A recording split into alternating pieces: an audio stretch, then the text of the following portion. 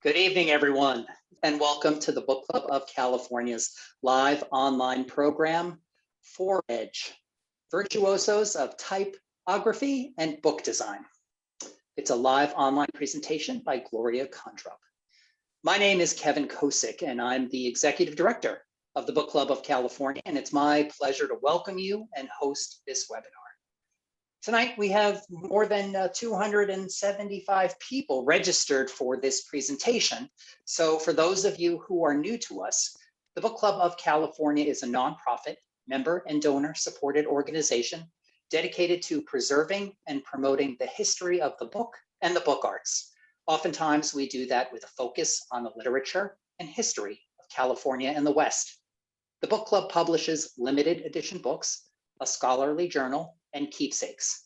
We host a year-round series of exhibitions and programs like the one this evening on topics including fine printing, design, typography, bookbinding, collecting, history, and much, much more. If you're not a member, or if your membership has lapsed and you're interested in what we do, please consider joining our century-long tradition. Our membership dues are modest and the benefits are many. We simply cannot do the work that we do without the support of our members. I encourage you to visit our website at bccbooks.org to join or donate to the book club. And now for tonight's program and our presenter. Fore-edge, Louise Fili and Lorraine Wild, Virtuosos of Typography and Book Design, presented by Gloria Kondrup. Gloria Kondrup received her bachelor's degree in fine art and her master's degree in design. She is currently the executive director of the Milken Center for Typography. As a full-time professor at Art Center College of Design, she has been a dedicated design educator for over 2 decades. As the director of Archetype Press, Art Center's unique and vibrant letterpress studio, she redefines the value of typography and analog technology in a digital landscape. And as the design consultant to national and international firms, she has helped evolve extensive branding, identity, and packaging systems for companies like Avon, and Goodwill Industries. Her fine print art print works and books are in private and public collections, including the American Institute of Graphic Arts, the Getty, the Sackner Archive of Concrete and Visual Poetry. And now it is my great pleasure to introduce Gloria Kondrup and pass over the controls for tonight's webinar. Gloria, it's all yours. Thank you, Kevin. Thank you, everyone, for coming. I want to talk about 2 of the most prolific and talented book designers today, who also happen to be women. They each approach their craft and professions from very different perspectives, but both with intent, design intelligence, and a deep understanding of the historical influences in their work. I want to start out with a little historical reference to early American women book cover designers. In the late 90s, and I'm sure many of you might know this, I'm always afraid to talk to a Book Club of California audience because I think half of you know more of the history than I do. In the late 19th century, book design in America was evolving. Single color stamp covers embossed in gold, silver, occasionally, and it gave way to more colorful designs reflecting the aesthetics of the Art Nouveau and arts and crafts movements. The careers of Sarah Whitman, Alice Morse, and Margaret Armstrong exemplifies the rapidly changing role of women in culture and art in the late 19th century. In a competitive environment where art and design were among the few occupations open to women. During the late 19th to early 20th century, women designers were trained in applied skills that would become a means to further their participation in a commercial environment and create an income independent of men. So Sarah Wyman Whitman, 1842 to 1904, her years, was one of the earliest and best artist designers working on book covers during the last decades of the 19th century. Her home was a salon for writers and artists. This is in Boston. And in addition to her career as a book designer, she was a successful painter and stained glass artist. She forged a new approach to book design covers in the late 1880s, using simple yet elegant forms, carefully chosen cloths, distinctive lettering styles. She was responsible for a significant number of Haught and Mifflin covers through the 1880s and 1890s. Quite a few of the books that she designed the covers for were written by close personal friends. Sarah Whitman also inspired many young women to enter the field of book design. And you can see her designs are using what was considered conventional Art Nouveau arts and crafts type. But again, the restrained use of color was the beginning of showing a change in the design of the book cover by women. What's also interesting, if you notice, and I'll use my little thing, you can start to see women identifying themselves through their monograms and giving themselves credit for the design work that they did on the covers.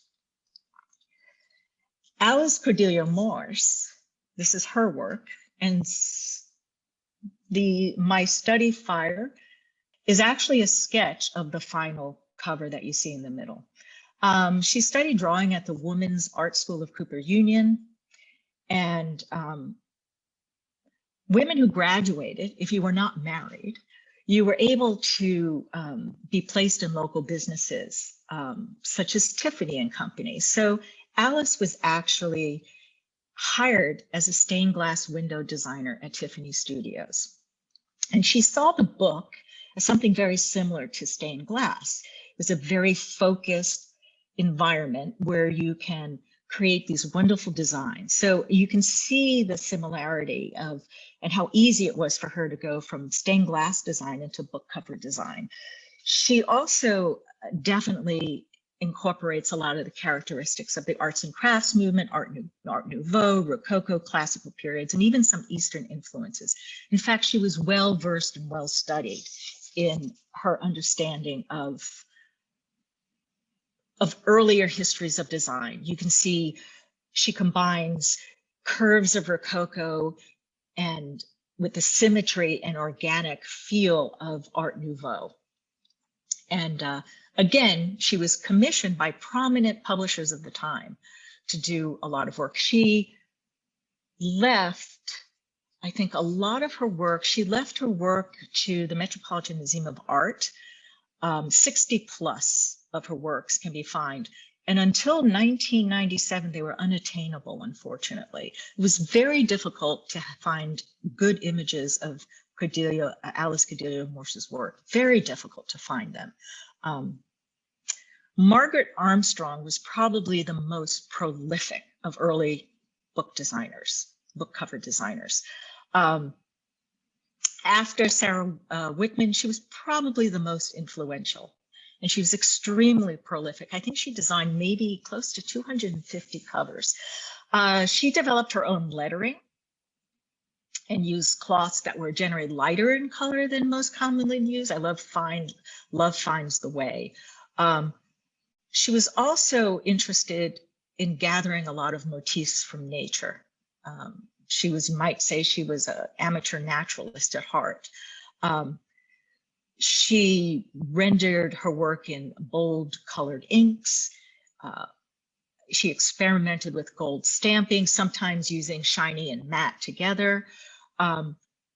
She also tried to use a little bit more contemporary typography of the time, a little more of the block letters, the beginning of what we might say non-nouveau, more Roman classic types on her books. So departing from what was used before in the arts and crafts movement, she moved ahead. And again, her bold colors was something that was stepping away from what was used before. what was interesting about her covers, they were seen at a distance. And I think that's one of the reasons that she got so many commissions, was she was able to understand the art of the book cover could be seen and used as a selling device. And obviously publishers thought the same, hence she received so many commissions. The other group that was very influential at the time was called, this is more of her work. You can start to see Margaret Armstrong's work become far more austere in what we might consider modern. I love The Millionaire's Household. I mean, I can only imagine the content of that book. You know, what is in a millionaire's household? Unfortunately, I only have the book covers. I didn't have the access to the inside of the content of the books. Most of the work, again, Margaret was friends with a lot of the authors. So there was a lot of back and forth going between the design of the cover based upon the content of the book. Decorative designers, a very interesting group, firm 1895 to about 1930s, early 30s, employed a number of designers, including the founder, Henry Thayer, his wife, Emma Thayer. But they employed a lot of artists, and because there were a lot of artists, there was very little credit given to who designed the covers. Very distinctive, though, in their work was the use of green and gold. It was one of the signatures of the decorative designers. Again, a lot of these, a lot of this does not display a cohesive style. Sometimes it's more organic, like Margaret Armstrong. In other cases, their book covers were far more geometric. And again, it has to do with because they had several designers working on it. Not only women, again, they weren't identified. By the late 1890s, handmade book covers had reached their popularity. But by the first decade of the 20th century, publishers began to look to less expensive means of attracting book buyers. Gold stamped cloth covers were rejected in favor, of course, of illustrative ones printed on paper that seemed more modern and economical. So this is a very short-lived period of book cover design in terms of a decorative period. But it really was a great venue for women in terms of their ability to enter into the commercial realm. Now, I'm going to quickly go forward 100 years. I think it's important to start historically because a lot of the work, especially of Louise Fili, is steeped in a lot of historical reference. Louise is a lover of type, a lover of letter forms and travel, in particular to Italy and France. She is also a lover and preserver of typographic histories that include Victorian art, Art Nouveau, Art Deco, futurist, modernist typography. Quoting her husband, Stephen Heller, one of the most renowned author and design historians, Louise's designs build upon things passé to enliven her contemporary graphic statements, even when the results have, vintage resonance. Although her talent and the career of Louise extends far beyond books and book covers, she professes that all the skills she's developed in book publishing became the basis for her later forays into restaurant and food identity and food packaging design. I would say that we can look at Louise's career and her book career in these categories. The work that she did for Pantheon in terms of book covers, the work that she's done in typography and design in relationship to books, her books on typographic histories, and her books that she authored herself or with her husband, Stephen. So let's first talk about Pantheon. Thank you, Kevin. Louise Yes, she designed over 2,000 book covers, not only for Pantheon, but for other publishers. And it all began with this one book, The Lover, Margaret Duras' book on The Lover. Very interesting. At this time, books in the 1970s, 1980s were dominated by jackets that were, you know, I have to say this, the typography was acceptable. It was big, it was loud. All of a sudden she said, oh, I can experiment with custom type from different historical periods. So her designs became intimate, alluring, instant recognition, as if they had their own story to tell. And as Louise said, she became typecast as the interpreter of sensitive, we might say incomprehensible foreign fiction. And so Pantheon said to Louise, go ahead. And Louise had a playground. So this is where she began to experiment with custom type, historical periods, always seeking the most appropriate for subject of the book. What's really interesting, and I'm not going to show you 2,000 of her book covers, but you can see every single book cover or book jacket that she did was specific to the content of the book. Every single type that she created was type specific, custom specific. And because this was an area, a genre that wasn't, you know, that you might say at the time noticeable or important to Pantheon, she was able to do what she wanted to do in terms of experimentation. And you can see the results of her work was so vivid and so varied and so customed. It was something that was almost unheard of in publishing, that other publishers came to her and said, well, can you do the same for us? So she created a whole genre, a whole field of book cover design in the 1980s that had radically changed how books were viewed, how book cover and book design was viewed. It also allowed Louise to develop quite a, I can't say huge income, but enough income so she can establish her own studio. I think her popularity helped her grow as a designer and also grow into what she wanted to do. So these are additional books outside of Pantheon that she worked on. And again, every single design was custom to every single title, which was almost unheard of. This is a great story. So of course, Louise became so well known for her commitment to history. Louise researched everything, every single title.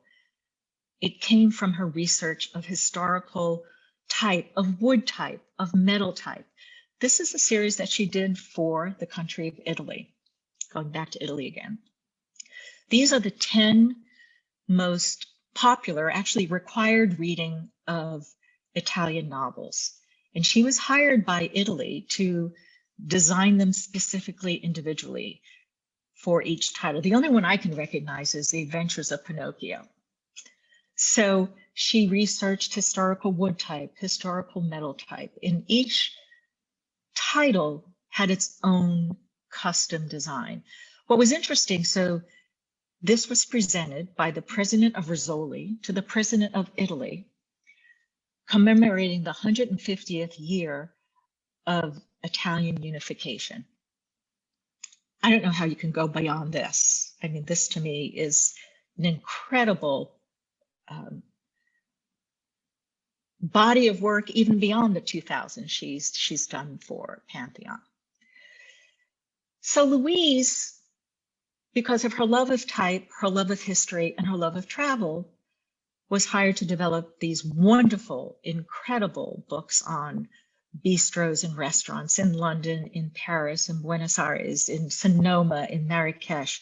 They're fabulous travel guides to eating, shops and restaurants in London, Paris. And they, again, they kind of brought to the forefront the individuality of each, not just the city, but also the food. Her second area of book design would be typography, books on typography and design. And probably one of her most well-known that she did with her husband, Stephen, is this collaboration they started in 1989.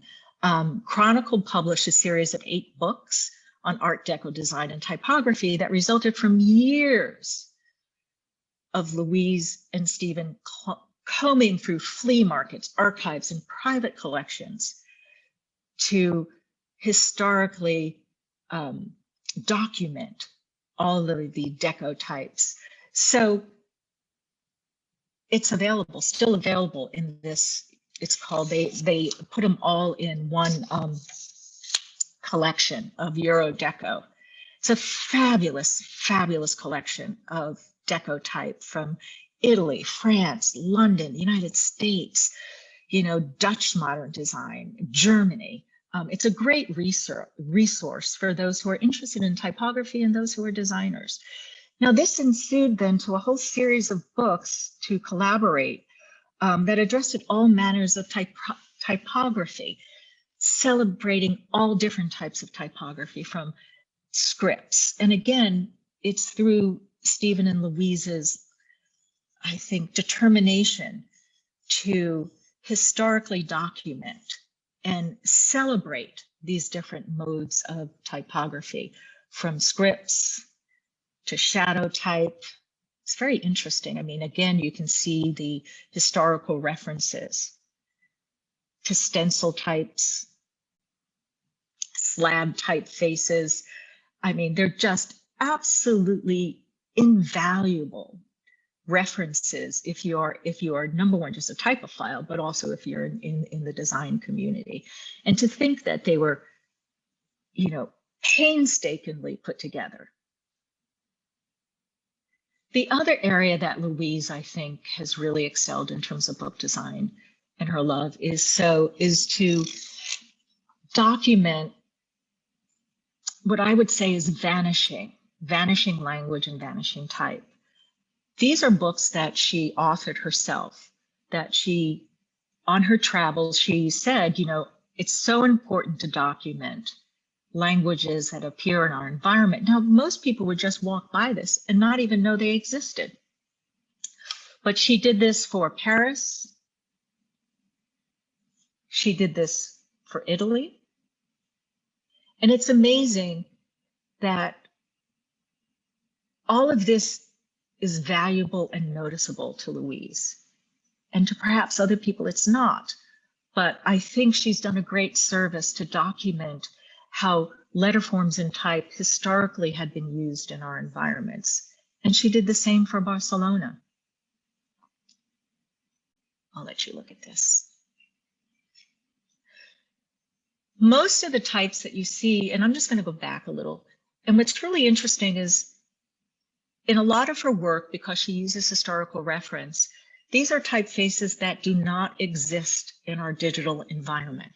And that is what's so valuable. They never made it to digital environments, or they were hand created specifically for whether it's a pharmacy or it was for a restaurant. So there's sort of a maintaining cultural artifacts that Louise has, and Stephen, but Louise has been able to, I think, give to us a gift. That hadn't she done this, these will disappear eventually.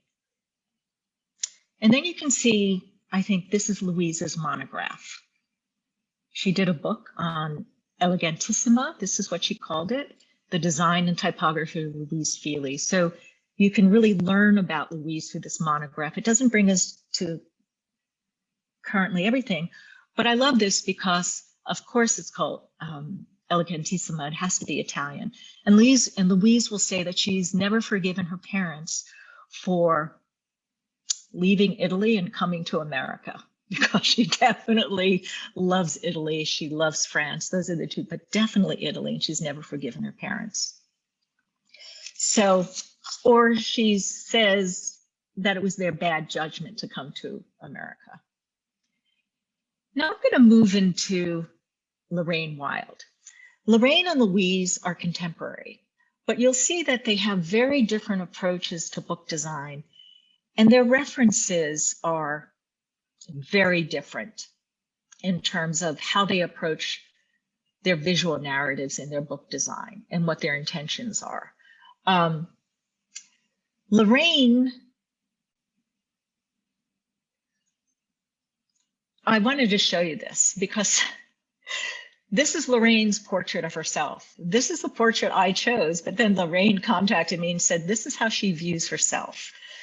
She views herself as image, as books, as research, and as text. So I said, okay, I'll use your portrait. So she believes there are ways of designing perfectly competent, even beautiful books where the visual design relates to the subject, maybe only tenuously. She really believes that kind of book design is driven by the tradition of books, as we've seen in early book cover design. But she was never interested, or even, she says, knowledgeable about the traditions or conventions of fine printing. She feels her modernist upbringing made her much more interested in extremes of both art and industry. She also designs books that she thinks are worth the work. And she also accepts the restrictions of the marketplace, so books can be accessible to the public. She's always interested in good typography and good printing, but she really feels that what constitutes good book design is always in flux. Now, Lorraine, her reference or her influences from history really come from modernism. And she's been inspired by the work of women modernists, such as Eileen Gray, who was a modernist practitioner in the 20s and 30s. Barbara Stoffaker-Solomon, who really brought Swiss design to the United States. And of course, the work of Ray Ames, both Ray and Charles Ames, but I chose to show only Ray Ames here. So these are her influences, where Louise really dives deep into history about books and typography and letter forms all the way back through Victorian era. Lorraine really has been most interested in the development of books and typography from modernism. Now, she really believes you have to be interested in culture to design for it. Lorraine is the designer of nearly 200 notable books and exhibition catalogs on art, architecture, art, photography, and other cultural topics. And she gravitated to books because she felt they were the least ephemeral of design projects. And to her, books capture times. So let's start with her artist exhibitions and monographs. In the artist or architect's monographs, even though she's the designer, she sympathizes with them. She tries to make clear that her design agendas for her projects cannot be different from those of the artists. She's there to translate their ideas into print and to make sure that it comes through the work. First and foremost, Lorraine will tell you that she collaborates. She collaborates with several designers over several decades, and she will say she doesn't do anything by herself. She is not the sole author of her designs. She's For instance, over the 10 years, she's been working with Xiaoqing Wang on the design of books. As you can see, Lorraine understands that the voice of the artist must be supported by her typography book, by her choices, by her typography. Her choices for her images, how the image and text talk to each other, are all based on what will support the work of the artist the best. Again, some other examples of the work that she does for artists and artist monographs. She believes that you should be joined at the hip, philosophy and aesthetically, when you work with artists and cultural institutions. She does a lot of work with architecture and design. Now, most of the work that Lorraine does, she does work for most of the major museums in this country. And as you can see, she does an incredible balance between her imagery, her text. Her type, I have to say, is flawless. And I know there are a lot of designers out there who are probably going to argue this with me. But if you look at the type on her page, the type on her page is in harmony with her imagery, with the voice of the art, whether it's, the birth of the cool, her choice of colors, her choice of how imagery and text talk to each other, what she chooses to use in coloration, are always so appropriate for her subject matter. She will say that, she's not comfortable taking credit for solely doing this by herself. But I think we really have to understand that she is the thread by which these projects are sewn together, whether she works on them by herself, or she works with architects, or she works with artists, and she works with other designers. But I think she's an extraordinary designer who is very generous with the other designers and artists and architects that she works with. She is also a lover of Los Angeles. Again, remember, she only does work that she thinks is worth doing. And I know that she loves Los Angeles, and she's able to combine her love of modernism with Los Angeles in terms of, her book design. She was born in Detroit, so she still has a lot of homage towards Detroit. But again, she uses photography and her work with a photographer to create wonderful, incredible monographs about Detroit. I don't know anyone who can make Hollywood Boulevard from 1969 to 1972 look this elegant. Even though she uses a brash gold typography with brash hot pink paper, somehow she's able to turn Hollywood Boulevard into quite an elegant book. Contrasting the black and white photography with the pink. Isn't that the pink of Angeline? Very interesting. I always think of pink and gold as extremely brash, but when Lorraine puts it together, she definitely brings out the elegance of any project. Also Detroit. She really, really, really likes to show, I believe truth in her books. So a lot of her books are not what we expect to see. Books about Detroit, not necessarily about urban Detroit, but about rural or more cultural aspects of Detroit that we're not used to seeing. But again, her positioning of the type, her choices of type and image are so beautifully crafted. Lorraine is so much wedded to the form of the book, formally to the form of the book. And she admits she really, really admires and believes that it's important to use form and the structure of a book to create what she believes are accessible books. Again, her organization of information with this large quantities, her pacing, her design pacing is so incredibly dynamic that we can have dense pages of lots of type and images and these beautiful landscape pictures of type along with visual imagery. Her sequencing through a book is very purposefully designed. She also does a huge amount of collections and exhibitions for museums and private collections.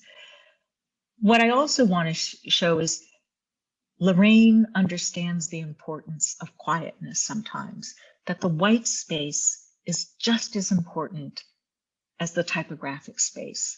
The white space is just as important to the image in a book. And this, I believe, this Byzantine things in the world is a great example of the restraint a designer needs sometimes in terms of creating an interesting book. Space is just as important to Lorraine as type and image. But what happens when you have a lot of dense space or dense imagery or lots of stuff in a book? Lorraine knows how to create and maintain the balance of the type to the space to density.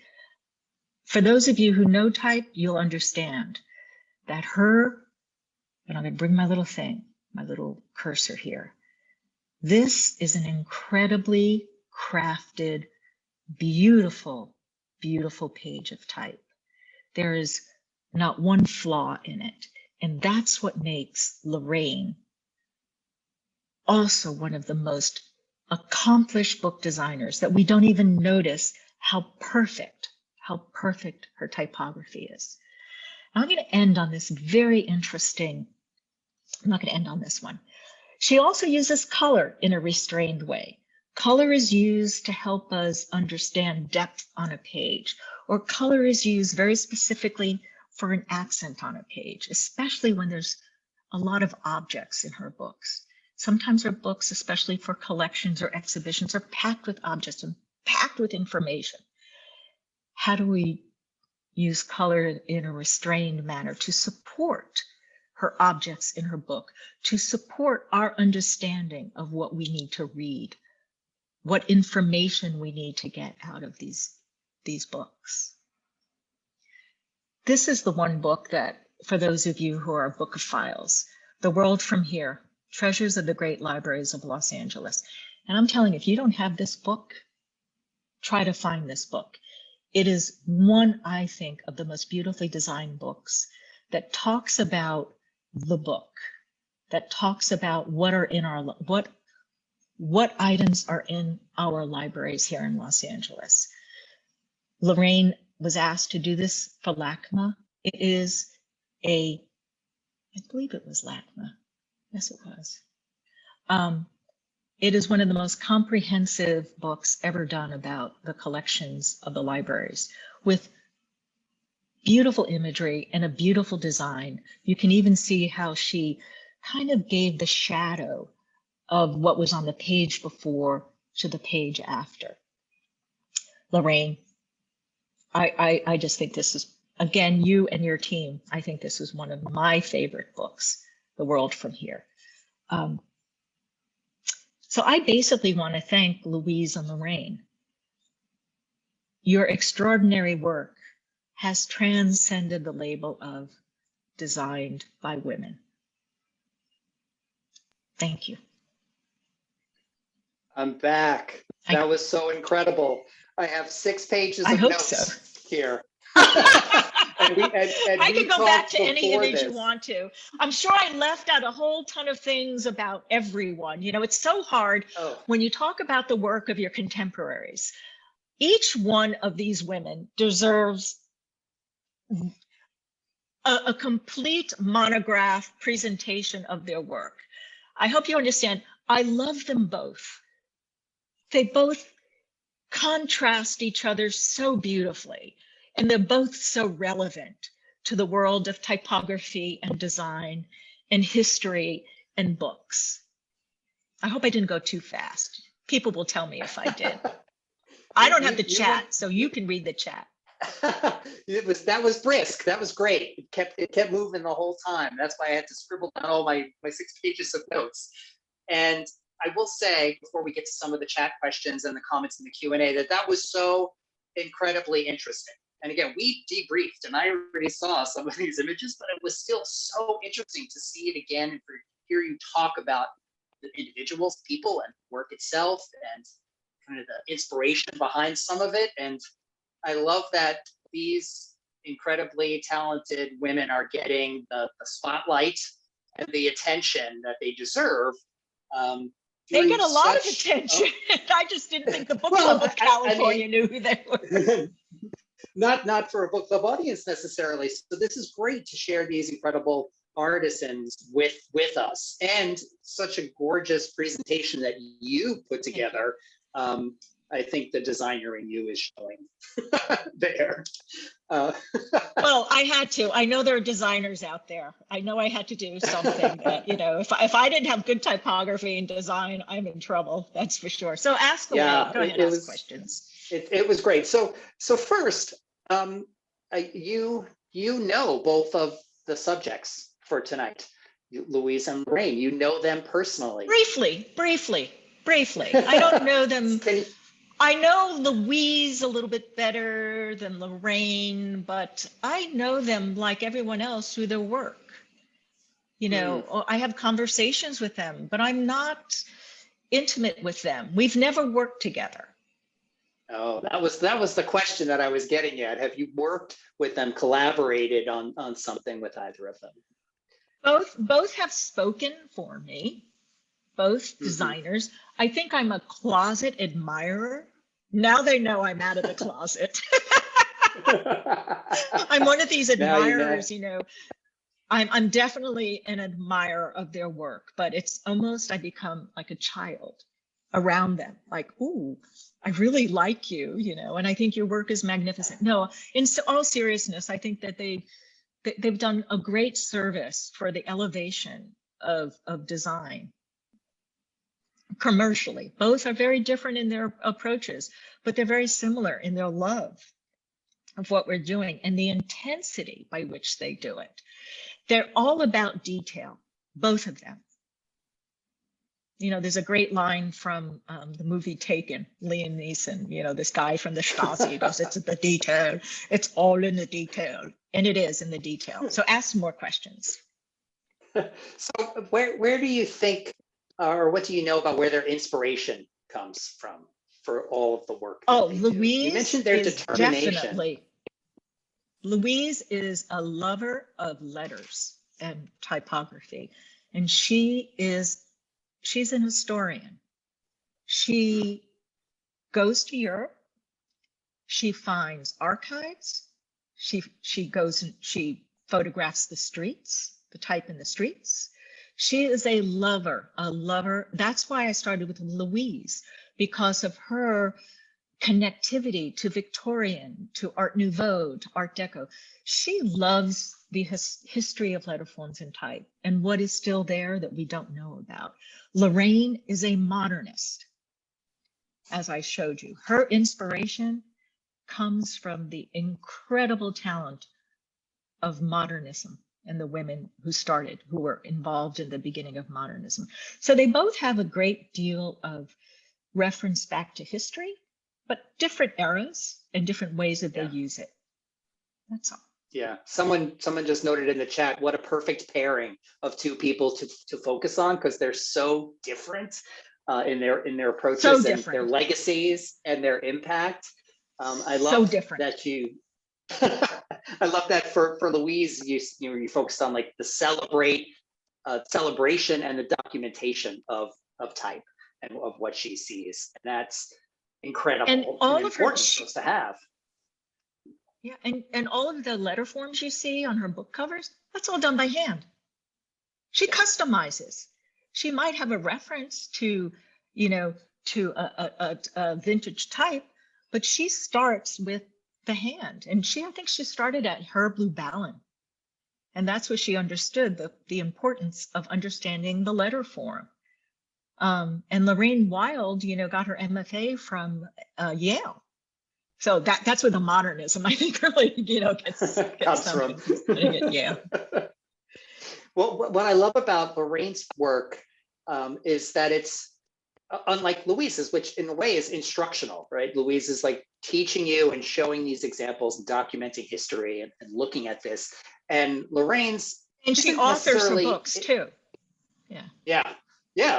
And Lorraine isn't like instructing you, but she's educating you on design and typography and the whole art of book design. So, well, because there's such a balance. It's the most difficult to work with artists who have a strong voice. You can't be stronger than Ai Weiwei and Barbara Kruger. When you talk about a strong woman artist, Barbara Kruger, is, not in your face, she's through your face. So how do you design a monograph for Barbara Kruger without, you have to understand there's a huge balance that a very good designer, especially a good book designer, you should, they say the best typography is innocuous sometimes. You don't even notice it. No, yeah. That's like some of the street signs that Louise was documenting. You don't notice. You walk by it. Incredible. You walk by it. You take it for granted and you just walk by it, but it is so impactful and artistic and gorgeous. It's also it's a cultural artifact that we don't realize is still there. It's like the ghosts. She sees the ghosts. Louise sees the ghosts of the years past, of typography past. You could walk around your city today. Everyone can walk around Los Angeles today and look up and see these images that are still there from the 1920s. They still exist, but Louise sees it and documents it and uses it and brings it to our forefront and says, here it is, don't forget it. This is incredible. So easy we forget, So early book designers were really book cover designers, right? They were really just designing the cover. And that was done just kind of a solo endeavor, right? They would design the book cover, and it appears, and correct me if I'm wrong, and then at some point we started designing the insides of the books, and they became this more collaborative process, whether it's it became much more collaborative. Yeah, much more collaborative process. That is such an interesting kind of trajectory to look at for book design, book cover design. Well, you have to say at the time when the early, women book cover designers, number one, they were allowed to enter the field. Just think about it. And just remember what I said, that Tiffany's would not let you work in the studio unless you were an unmarried woman. Yeah. Married woman means that you did not have the time or the opportunity. The other thing that happened too, there was a huge shift. Once we started, after World War I, let's look at what's happened, a shift in the economy, a shift in, I hate to say this, war did help women join the economic market. The Civil War probably, I hate to say it, left an opening for women to fulfill roles that men used to do, a la book design, book cover design. Same thing after World War I or during World War I. Women started to fulfill roles in business and industry that men used to do. You could do a whole presentation on the history of how women got into book design, where they came from. I love the fact that Alice Cordelia Morse was originally designing in stained glass, and then that became a book cover designer. Yeah. Oh, she saw the same. She saw the window of the book. To her, a book cover was a window into the interior of the book. Now, of course, Margaret Armstrong, I think, started doing illustrations with her sister, internally inside a book. Don't forget, a lot of these three women book designers. They were friends with the authors too. It was a different relationship. It wasn't a separate where, you had the publisher and the author, and the author had nothing to do with the cover. Oh, no, they were much more intimately, tied at the hip. And I think that's one thing about Louise and Lorraine. They still have the conversation with the subject. Yeah. Whether Louise is the author or she's working with an author, or Lorraine, definitely, she has the conversation with her subject, especially if they're still alive. Yeah. Yeah. So it's so more collaborative than you would think it would be. Or actually, I didn't really think much about it, but now that I think about it, it has to be collaborative for really to be don't forget, effective. Yeah, it's very clever. Now, Louise and Lorraine are independent. That's the other thing. They both chose not to stay in the corporate environment, which is really design was consumed by the corporate environment. Louise and Lorraine are independent, which is amazing too. I think it's a great example when you think about the early book cover designers. They were kind of entrepreneurial. They didn't work, they worked for themselves. In fact, they were like in little competition with each other, the three of them, for the publishers. And they were very entrepreneurial in terms of being, they were hired by the publishers as independents. Louise and Lorraine are not in competition with each other. Right. Totally different. Right. But so it's still interesting that they're independent. Yeah, that is interesting and great, because I think that's for the best, right? To make it more dynamic and more fore-edge, right? They're more likely on the leading edge when they're not restrained by the corporate demand. Well, Lorraine is still concerned about accessibility, don't forget. The design, the book should be accessible so anyone can pick up the book and understand what they're reading. And Louise is also, I think Louise celebrates what she does. I mean, there's such a joy in Louise's book, in her book design and her packaging. And again, she's more than a book designer, but today it was a talk about book design, California Book Club.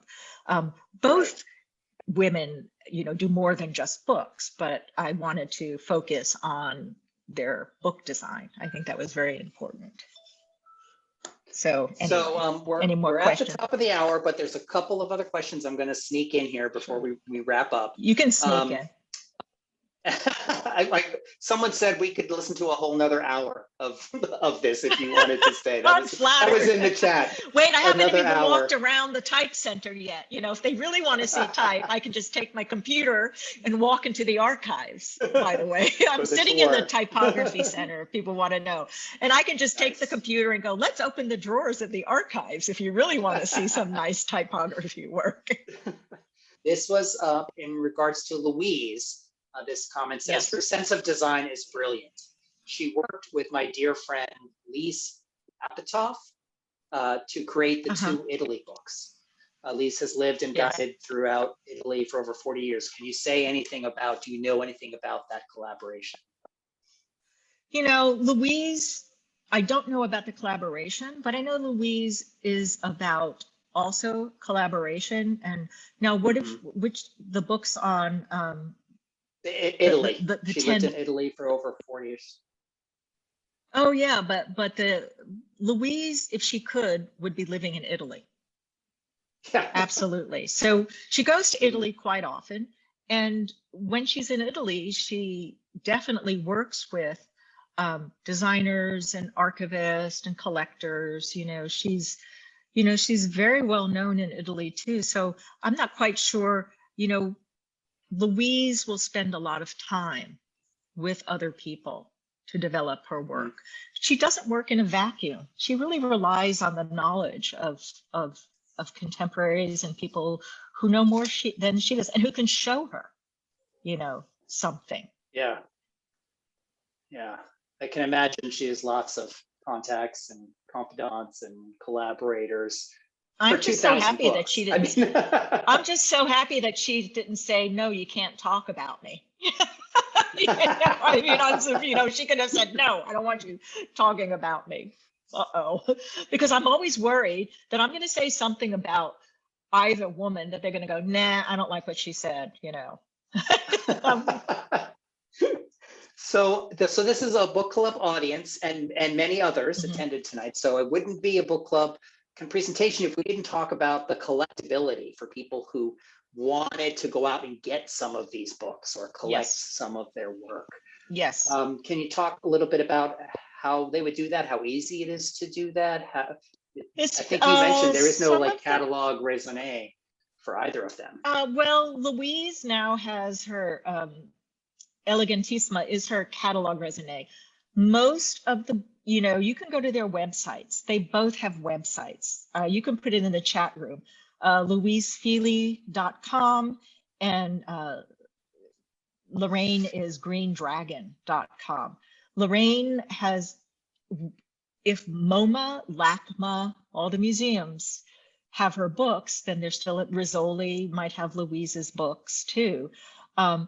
So the publishers might still have some books. I just don't know. I think The World from Here might be out of print. Sorry, guys. My favorite book. So a lot of the museums will carry, of course, all the books designed by Lorraine, but you can go to their websites and you can see and you can purchase. I think you can purchase from Louise's website. I can't get into the chat room, so I can't give you anything. I put it up there. I put both websites in the chat so people can get it from there. And if I remember, I can even put it in the email that will go out tomorrow to everybody, so they can find their websites as well. Yeah, and they can be contacted, and I know that you can have accessibility to their work. I mean, certain things will definitely go out of print, you know, absolutely 100%. Other things, you know, they'll still be published, but like all books, as you know, Kevin, they don't last forever. They don't publish them forever. No, they don't. That's why I think people would be interested in picking some of them up. So if you were looking in the chat, it's greendragonoffice.com and louisefili.com. I think if you just Google both of them, you can find, it will take you right to their websites. And the last question that I have here is if they have other notable works or other things other than books that they've worked on. Yes, absolutely. That's what I was talking about. And I almost put some in here, by the way. I didn't because there's a book talk, because then I can go off. Lorraine does a lot of work for DOSA, which is an arts cultural organization in Los Angeles. And when you see the work that she does for DOSA, you'll see the influence of CalArts. Lorraine taught at CalArts for a long time. I believe she's head of the design program there too. So she has this, you know, Dr. Jekyll and Mr. Hyde, I call it.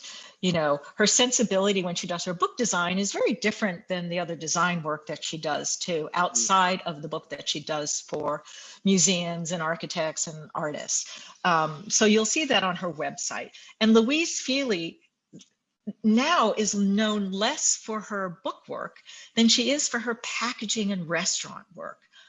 Unbelievable amount, but she says it all started with her books, and it's still the same, the custom lettering, the custom typography. So they're both more than books, and it was hard to say, you know, here's everything else they do, because I would take up, you know, the time with everything. But if you look at Louise's book, Elegantissima, it will show you the breadth of what she does. And then if you go to Lorraine Wild's website, you can see some other things that she and her firm has done too.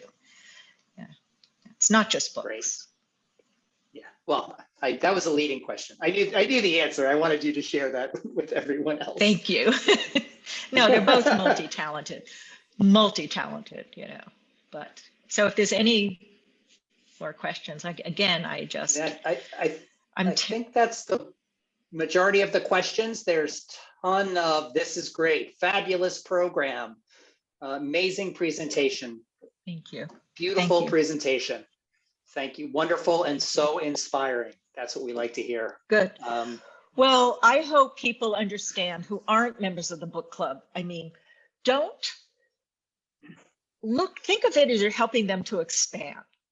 I'm a member of the book club because people know, yes, I'm a typographer. I don't design letter forms, but I am one of those designers that Lorraine took exception to that makes fine print books. I used to. I stopped doing that only because it took so much time and effort to do it.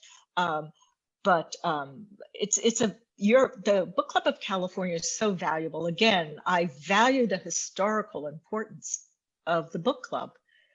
I mean, what you learn in history is so important to how you look at it again today, how you reinterpret it. And I think that's how both Lorraine and Louise look at their subject matter. And for me, the Book Club of California is so interesting because it carries with it an incredible amount of knowledge that, gets fast forwarded. And I think the book club is expanding.